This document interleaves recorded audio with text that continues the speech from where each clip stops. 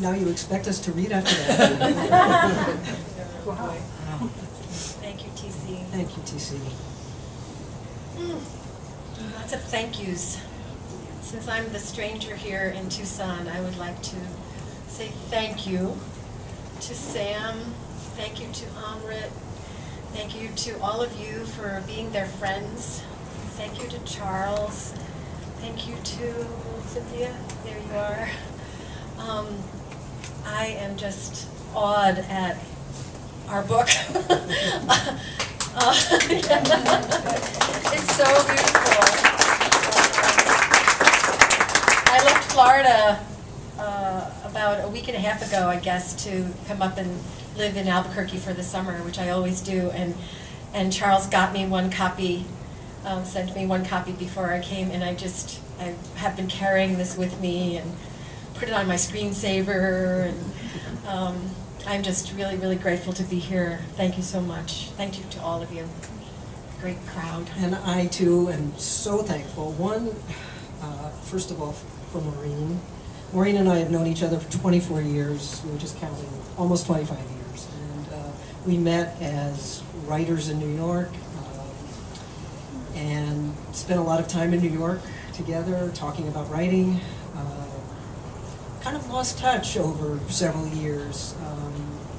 Maureen was always in the background somewhere out there, but a few years ago we reconnected, and I discovered that Maureen was in Albuquerque on a leave of absence. We talked. I happened to have with Amrit, we have a place in Truth or Consequences in New Mexico. And Maureen and I started talking about collaboration. And we said, let's go for it. Let's try. Let's see what this is about. And we did. We started just sending each other bits and pieces of writing across email. We started, Maureen had not seen where I lived in Tucson. I hadn't seen where Maureen lived in either Florida or in Albuquerque. So in talking about how we were going to start the book, I said, well, let me describe to you a little bit about where I am, what it looks like around here, and you do the same. So that's what we did. I want to really thank Charles and Cynthia at Chax Press for really believing in this book. It's been a real, absolute honor to work with you, and for POG and all of this incredible writing community and artist community in Tucson. And it's really become home for me. And I'm just happy to be here with you. Okay, all right. What? Not really. You can't hear it back there? Can you hear back there? We will. Can you hear now? All right. Okay, we just So we need to step in a little closer. We shall do that. Just if you can't hear us at some point, would someone like raise a hand and let us know? Because that would be so sad.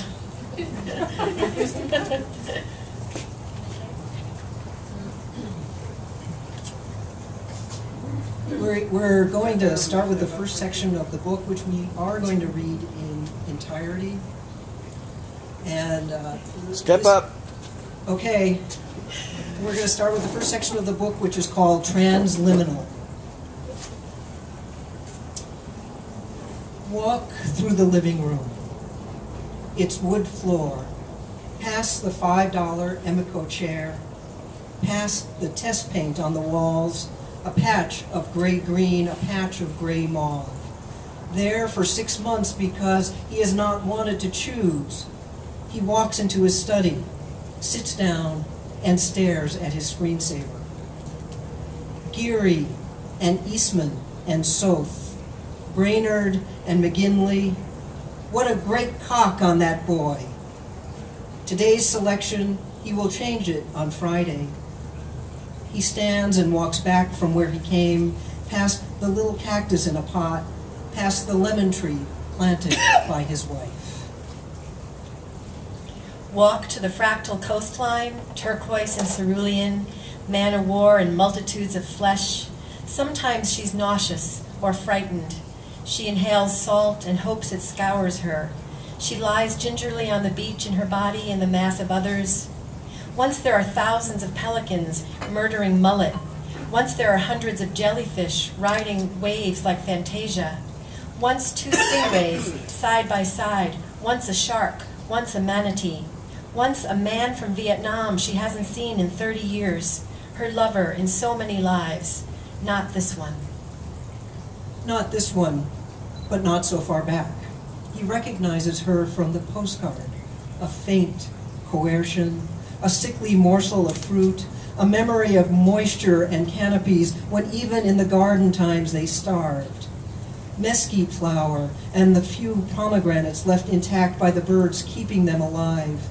What the hell is this desert, this sandy quietude, this residual iron of dust? It too was an ocean. Between that saguaro and penis there's a fish, a yellow and black darter, and another red zippy thing. Oh, footfalls, range tops, oh, fallow. It's too hot to breathe. He prays for darkness, for the monsoon rains to head off disaster, for the merely warm. She knows his weight in lungs, in shoes, hair below levels of brine and bone.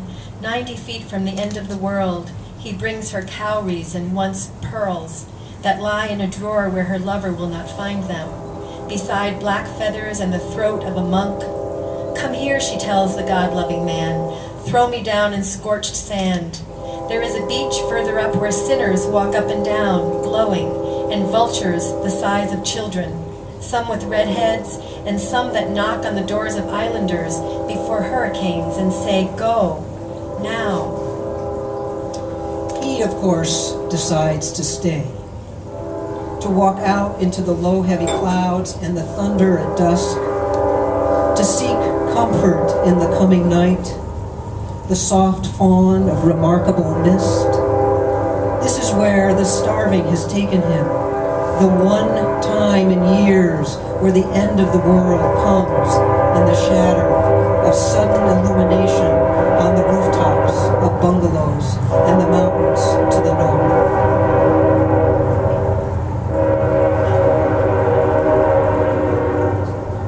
He looks for the next flash, but it takes a while. The floods begin long before the rain. He remembers to search for survivors and chimneys. He walks to the next park, steepled. The rain begins. He thinks it's all past. All a night in New York, all a rumpled vest. When the lush comes back, it only takes a night or two for sea grape, weeks for bougainvillea, months for gardenia. She looks for him on the ruined beach, buried letters from the Diane Motel, an A, an N, the Neptune, La Playa. She shades her eyes up and down, her ankles wrapped in sargassum, her throat full of scales. There, holes in the sand, too small, but she looks, boats speeding after the storm. She calls with hands hollowing the sound. His name skips like a flat stone over the sea. The wrong sea, she thinks. She watches on her toes until everyone goes home to crab cakes and card games and the terror of intimacy. The air here is a womb, and she slides out. In 1972, his high school classmates met the boy on the other side of a rice field. They beat him 4-on-1. But 3 of those 4 never came back. Only one was found, half a body, already half mud. The uniform stripes on his sleeve lasted much longer, as did that kiss in the yellow basement hallway behind math class. He thought about escaping to Canada with the boy, not unlike the next 4 times he thought about escaping to Canada, once to teach music in northern Labrador. That was one life. In another, he ducked registration at 18 because of some chromosomal abnormality that had him in skirts. Today, he might have to manufacture a jungle somewhere safe to hide, frond by frond. She gave birth in a hospital on the Hudson. The child had hair like Buddy Hackett, standing at attention. They slept for 40 days, then, and she grew her own down to her waist. In another life, she cut it down to scalp and enlisted, childless. They met after the Battle of Hue, after, sometimes he says to her, "You died." "No," she says, "you died first." They battle this way while they swim in the sea in 2005. He stays in, lean and brown. She leaves, falling twice in the surf. Hours later, he waves to her from a dolphin's back. She sees a grin, a hand, and blue. Bluster. He held a brave face, but only for a moment until he saw the eyes of his dog. This was something else. Something from the days before, a hand coming down, a sudden shot. He recognized the furnace and braced himself against the chair. He raced home to sit before his word. He fumbled. He tried to breathe. He retched. He said no again. He saw the Taconics, then the Hudson. He tapped. He ran his hands through his wife's short hair. He smelled her, that desert, his creosote, his sage. There is a long road running south, running mayhem, a fall so red, and beyond a silky winter bowl of constellations. And they tried, but were cut short by weather, or synapsis, or the glow of saliva in the corner of a mouth. This is where I met them, circling like protectors, so tired you'd think they'd fall for curiosity, but they never did. They said, separate or together, they saved each other like children. So why did he always head north? Why, when there were always more portents, more certain calamity, this west was like the dispersion of a centrifuge, separation guaranteed but always on its way back. Does intention stay clear? Over how many years? Salvation? He allowed himself to open the old books. He found a full head of hair, his lost father. Mostly he found her, an ancient king with burnished skin and lipstick, a bountiful caste. She walked out of Russia that one fatal night. Later she hid him under molting leaves in a Polish forest, a new bride. You are my gypsy, she said to the man who mirrored her. You are my prodigal, he said, seeking fire of reunion. What? They mouthed this together in their minds and sought skin. If I hold perfectly still, she said, will you find me in the ocean, in the mudflats? But sometimes he couldn't find her, no matter the century. It might have been the reference to a time more specific, so concrete and microscopic that he could not see.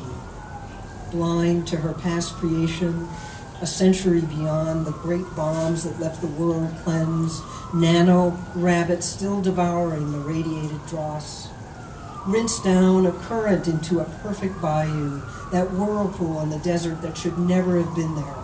But it was there, not a mirage, not an oasis out of Nogales where he had been walking for 3 days, where one afternoon he had to bury himself in the sand just to stay cool, where in his internment he figured out that their constellation, like all those shuttling around them, never took place, not on the literal linear, not simply once, but in 1,000 epochs.